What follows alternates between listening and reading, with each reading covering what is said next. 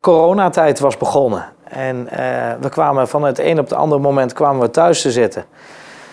In het begin ben ik ontzettend druk geweest met annuleringen van boekingen en ik zat helemaal in zak en as, want ik had ontzettend veel administratie. En ik werd op een gegeven moment gebeld door de lokale krant bij ons, of de lokale krant, de Stentor, een hele bekende krant.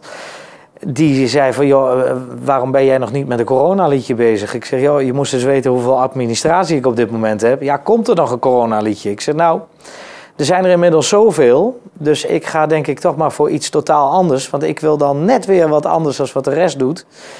En ik dacht, ja, weet je, we gaan richting de zomer en er moet gewoon een prachtig mooi zomerliedje komen weer. En ik ben gaan zitten. En toen heb ik ervoor gekozen om 2 tempo's te pakken, waarvan ik in het begin ook nog niet zeker wist van, gaat dat wel lukken?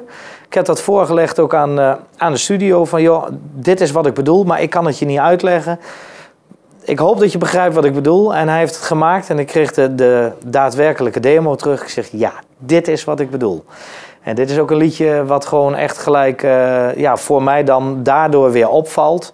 Het is niet de 13 in dozijn zomerliedjes. Uiteindelijk hebben we er ook weer een leuke clip bij gemaakt met een knipoog, met een vleugje humor. Ik denk als mensen de clip zien en je ziet een ijsschoof bij een klein meisje met 6 bolletjes vallen, omdat ik eigenlijk te druk ben met 2 andere mooie dames. Het mooie Jantje Koopmans hoedje op, wat natuurlijk bij mij past. Ja, ik ben een levensgenieter.